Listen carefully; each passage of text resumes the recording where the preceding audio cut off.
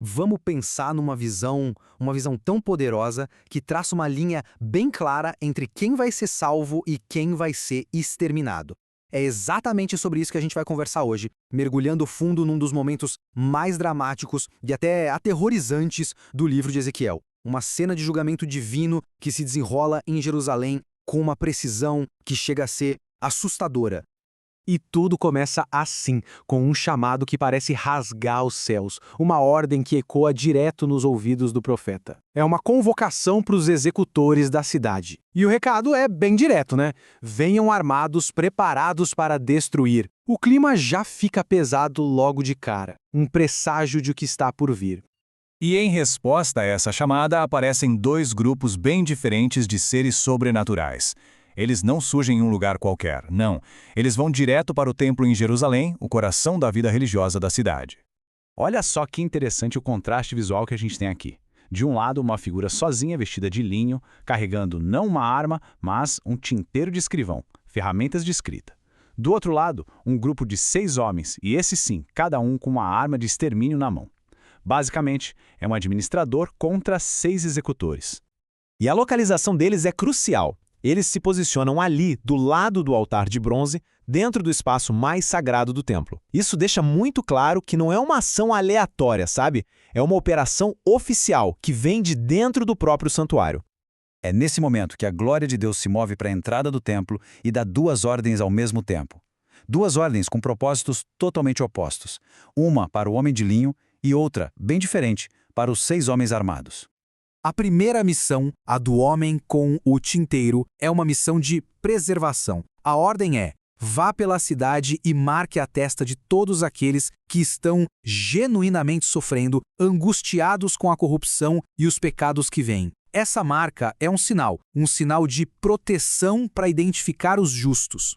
E logo em seguida, vem a ordem brutal para os 6 executores. A instrução não podia ser mais clara. Sigam o homem de linho e matem.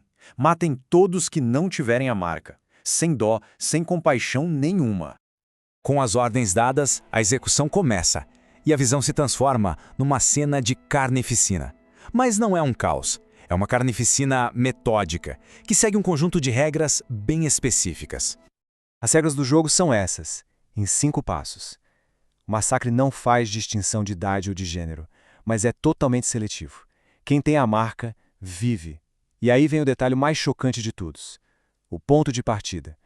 Não são as ruas da periferia, não. É para começar pelo próprio santuário de Deus. E a ordem de começar pelo meu santuário é seguida à risca. O julgamento não tem início com os pecadores comuns, mas com a liderança religiosa, os anciãos, que estavam bem ali, na frente da casa de Deus. Isso mostra que para eles a responsabilidade era ainda maior.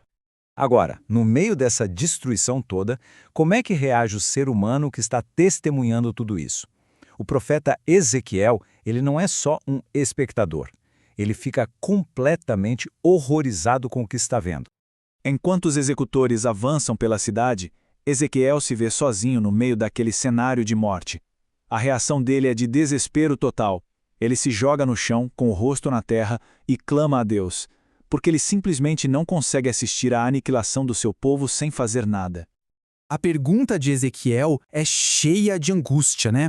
Ele basicamente pergunta: é isso mesmo? O plano é destruir todo mundo, o que sobrou de Israel? A pergunta dele já dá uma dimensão da escala aterrorizante do julgamento que ele estava presenciando. A resposta para o apelo desesperado de Ezequiel não demora a chegar. E ela deixa bem claro que aquilo não é um ato de crueldade sem motivo. Existe uma lógica implacável por trás de toda aquela violência. E a resposta divina vem como uma lista de acusações. A maldade tinha chegado a um nível extremo, a violência e a injustiça dominavam tudo. Mas o ponto central era uma crise de fé. O povo achava que Deus tinha abandonado eles. Ou pior, que Deus simplesmente não via o que eles faziam. Agiam como se não houvesse consequência. O veredito então é final, é inflexível. A falta de piedade dos executores é um espelho da decisão divina. E a punição não é vista como algo arbitrário, mas como uma consequência direta das ações do povo. Basicamente, eles estavam colhendo exatamente o que plantaram. E a visão termina de um jeito bem direto e eficiente. O homem de linho, aquele que era o agente da preservação e também o gatilho para o julgamento, simplesmente volta e reporta: missão cumprida. As duas ordens, a de marcar e a de destruir, foram totalmente executadas. Isso nos deixa com uma pergunta para refletir. Aquela marca na testa é, sem dúvida nenhuma, um ato de misericórdia para quem recebe. Mas, ao mesmo tempo, é a aplicação dessa marca que define a fronteira para a destruição de todos os outros. É um símbolo de salvação que, pela sua própria existência, autoriza o extermínio. Curioso, não?